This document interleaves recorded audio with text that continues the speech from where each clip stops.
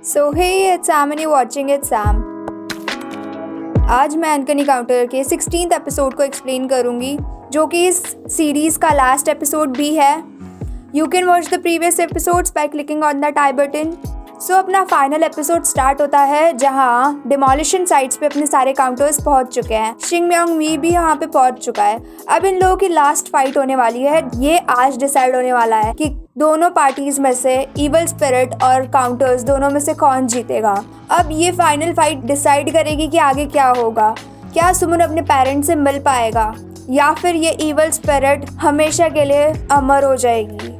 सुमन territories activate करता है और एक एक करके सारे काउंटर्स अपने शिंग म्योंग वी पे हमला करते हैं. शिंग म्योंग वी सबको ओवर पार कर लेता है. लड़ते लड़ते वो मिस चू को घायल कर देता है. हाना गामो तक कोई उसके आगे कुछ नहीं लग रहे थे. सुमन तक को वो ओवर पार कर लेता है. सुमन के पैर को वापस वो वैसे ही तोड़ देता है जैसे वो पहले था. वो इवन उसका मजाक भी उड़ाता है कि मैंने सही पैर को ही तोड़ा है कि नहीं. हाना और गामो तक दोनों इवल स्पिरिट से लड़ने लग जाते हैं, जितने में मिस चू आके और सुमन का वो पैर हील करने वाली होती है. तभी मिस चू को सुमन रोक लेता है एंड वो उन्हें बोलता है कि मैं ऐसे ही ज़्यादा कंफर्टेबल हूँ. एंड वो वापस अपने शिंग म्योंग वी से लड़ने चला जाता है. सुमन अपने पावर से वहाँ पे सीमेंटेड ब्लॉक्स को शिंग म्योंग वी की तरफ फेंकता है और सुमन एक एक करके उन ब्लॉक्स को शिंग म्योंग वी की तरफ फेंकता है. इस ब्लॉक के हमले के बाद शिंग म्योंग वी वीक हो चुका था और फिर लड़ते लड़ते सुमन एट लास्ट उसे ओवर पार कर लेता है. अब यहाँ पे वो उस इवल स्पिरिट को समन करने वाला होता है कि वो इवल स्पिरिट सुमन को बोलती है कि अब तुम्हारे पास दो ऑप्शन है. या तो तुम अपने ग्रैंड पेरेंट्स को बचा सकते हो या फिर अपने पेरेंट्स से मिल सकते हो. तुम किससे चुनोगे. तभी अपने काउंटर्स को एक कार दिखती है जिसमें सुमन के ग्रैंड पेरेंट्स लॉक्ड हैं. तभी सामने से एक ट्रक आ रहा था जिसका ड्राइवर उसे कंट्रोल नहीं कर पा रहा था और वो ट्रक जिस कार में सुमन के ग्रैंड पेरेंट्स है उसे टक्कर मारने वाला था.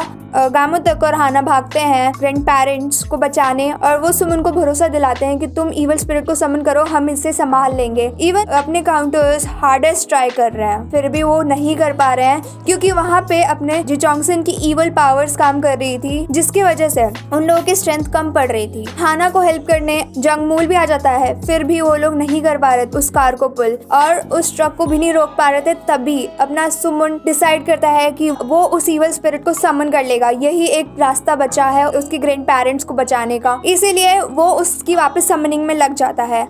वो इवल स्पिरिट ट्राई कर रही है कि वो कैसे ना कैसे बच सके बट स्टिल सुमन नहीं हार मानने वाला. फिर वापस वो इवल स्पिरिट एक चीप ट्रिक ट्राई करती है कि वो बच सके. वो सुमन की मॉम का गेटअप ले लेती है ताकि सुमन डिस्ट्रैक्ट हो सके और वो वहाँ से बच सके. बट मिस चू से बोलती है कि तुम उसके झांसे में मत आओ. सुमन को रियलाइज होता है कि वो असलियत में उसकी मॉम नहीं है, इसलिए सुमन उस इवल स्पिरिट को कंटिन्यू करता है समन करना और वो एट लास्ट सक्सीड हो जाता है. सुमन वहीं पे थक के बेहोश हो जाता है और वो युंग में चला जाता है. बाकी सारे काउंटर्स बहुत ज़्यादा खुश हैं.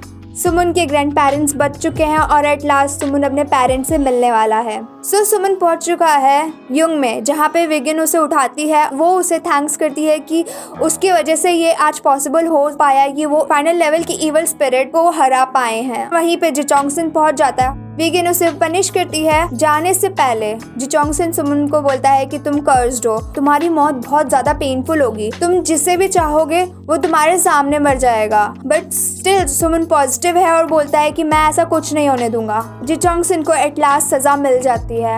इसके बाद सुमन युंग में पहुंचता है जहाँ पे वो सारी स्पिरिट्स थी जिसे उस इवल स्पिरिट ने खाया था. वहाँ पे अपना नोचांगी और उसका असिस्टेंट भी था जो कि युंग में बैग कर रहे हैं, हमें अभी नहीं मरना, प्लीज हमें एक और मौका दे दो. अब फाइनली अपना सुमन अपने पेरेंट्स से मिलता है. वो उसे पहचान नहीं पा रहे हैं. ऑब्वियसली उनके लिए उनका सुमन अभी भी वो 11 साल का बच्चा है. विगिन उन्हें बताती है कि 7 साल हो चुके हैं तुम्हें मरे हुए. तभी उसकी मॉम बोलती है तो सुमन बहुत बड़ा चुका होगा. उसके डैड बोलते हैं कि हाँ वो 18 इयर्स का हो चुका होगा अभी तक. विगिन बताती है कि यहाँ पे जो लड़का खड़ा है इसी ने तुम्हारी सोल को यहाँ तक पहुँचाने में हेल्प की है. दूसरे साइड ह्यूमन वर्ल्ड में अपनी मिस चू सुमन का लेग हील कर देती हैं. युंग में सुमन के पेरेंट्स उसे रिकॉग्नाइज नहीं कर पा रहे हैं। उनके लिए वो एक अनजान लड़का है और सुमन विगिन को इशारा कर देता है कि उसे नहीं बताना चाहिए। वो लोग जा ही रहते हैं कि सुमन की मॉम उसे देखती है और वो रियलाइज करती है कि ये उनका बेटा है। वो सुमन को पकड़ के रोने लग जाती है एंड वो उससे माफी भी मांगती है कि हम तुम्हारे साथ इतने टाइम तक नहीं थे। ये थोड़ा इमोशनल मोमेंट होता है दोनों पेरेंट्स और बच्चों के लिए। इसी मोमेंट में सुमन को जो शेयर करना था वो उससे बोलता है। सुमन माफी मांगता है अपने पेरेंट्स से कि उसने बहुत बार झूठ बोला है उनसे, ताकि वो उनके साथ टाइम स्पेंड कर सके। उसके पेरेंट्स की लाइफ बहुत ज़्यादा बिजी थी एज अ पुलिस वर्कर, तो इस वजह से वो उनसे झूठ बोल बोल के उनका थोड़ा थोड़ा टाइम लेता था।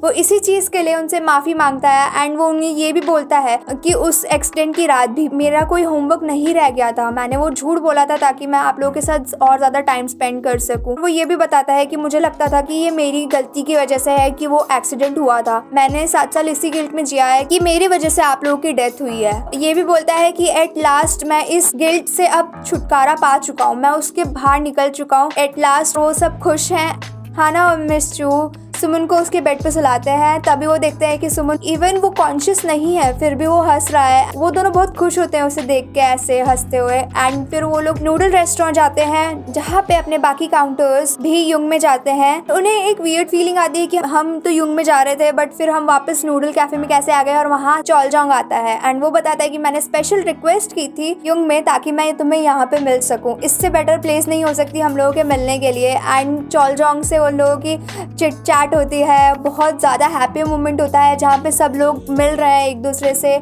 जिचोंग सिन तो ऑलरेडी अब हेल में पहुंच चुका है। सो मेयर शिन इवल स्पिरिट के निकलने के बाद वापस कोमा में जा चुका है। कामुतक कांग हानुल को सबूत देता है मेयर शिन के खिलाफ ताकि वो उसे जेल में पहुंचा सके, जो जिचोंग सिन के पास रिकॉर्डिंग थी। कामुतक कांग हानुल को वो रिकॉर्डिंग दे देता है और तो और कामुतक मिस जैंग से खुद मिलता है और वो मिस जैंग को भी कन्विंस कर लेता है कि वो मेयर शिन के खिलाफ एविडेंस पुलिस में सबमिट कर दे। नो हांग्यू और टॉसन भी कस्टडी में है, उस पे इन्वेस्टिगेशन हो रही है और नो हांग्यू से जैसे ही पूछा जाता है कि उसी ने किम युंग निम का मर्डर किया है तो वो एग्री कर लेता है। और तभी पुलिस उसे बताती है कि उसके भाई का मर्डर हो चुका है और उसकी डेड बॉडी मेयर शिन के ऑफिस में मिली थी। और इसी के बाद वो गुस्से में आ जाता है और वो टॉसन से बोलता है कि मेरे भाई को किसने मारा एंड स्टफ। अब इन दोनों के बीच में लड़ाई स्टार्ट हो चुकी है, तो अब अपन को पता है कि मेयर शिन टोटली जाएगा जेल में। अब ये सारी जो चीजें बाहर निकली है, इसके बाद न्यूज में आना स्टार्ट हो चुका है कि मेयर शिन ने कितना कुछ किया है। इवन मेयर शिन ने एक पुलिस कपल को भी मारा था जो कि सुमन के पेरेंट्स थे, और ये न्यूज अपने सुमन के ग्रैंड पेरेंट्स देख लेते हैं एंड वो रोने लग जाते हैं। उनके लिए ये न्यूज बहुत ज्यादा शॉकिंग थी और सुमन उन्हें शांत करने की कोशिश करता है। अब अपनी ग्रैंड पेरेंट्स की ऐसी हालत देख के सुमन जाता है हाना के पास और वो उससे रिक्वेस्ट करता है कि तुम मेरे पेरेंट्स से मिलो। जैसे ही सुमन ने ये बोला तो हाना थोड़ी शॉक थी एंड वो चिल्लाती है कि मैं तुम्हारे पेरेंट्स से क्यों मिलूंगी। एंड तभी वहाँ पे गामुतक और मिस चू आके उसे टीज करने लग जाते हैं, उन दोनों को टीज करने लग जाते हैं कि हाँ पेरेंट्स से तो मिलना ही पड़ेगा ना एंड स्टफ। वो उसे अपने पेरेंट्स के सामने लेके जाता है। सुमन की मॉम हाना को बोलती है कि बहुत सुंदर है एंड स्टफ स्टफ स्टफ। हाना बोलती है कि आपको सुमन के ग्रैंड पेरेंट्स को बताना है, वो मुझे बता दीजिए, वो उस मैसेज को उन तक पहुंचा देगी थ्रू हर पावर्स। अब सुमन और हाना पहुंचते हैं उसके ग्रैंड पेरेंट्स के घर पे, जहाँ पे वो उसके ग्रैंड पेरेंट्स को नींद में वो मैसेज पहुंचाते हैं। सुमन अपनी टेरिटरी एक्टिवेट करता है, ग्रैंड पेरेंट्स को उसके पेरेंट्स से मिलवाते हैं, जहाँ पे वो लोग बहुत खुश हैं और एट लास्ट अब लग रहा है कि हाँ वो दोनों अपने बच्चों की डेथ से वो बाहर निकल पाएंगे। इसके बाद अपने सुमन के पेरेंट्स जा सकते हैं आफ्टर लाइफ में खुशी खुशी, और वो अपने ग्रैंड पेरेंट्स को फाइनल गुड बाय भी कह चुके हैं। अब सुमन मिलता है अपने पुराने फ्रेंड्स से और वो सुपर एक्साइटेड है और उसको देख के वो दोनों थोड़े अजीब फील कर रहे हैं कि ये इतना ज़्यादा एक्साइटेड क्यों है।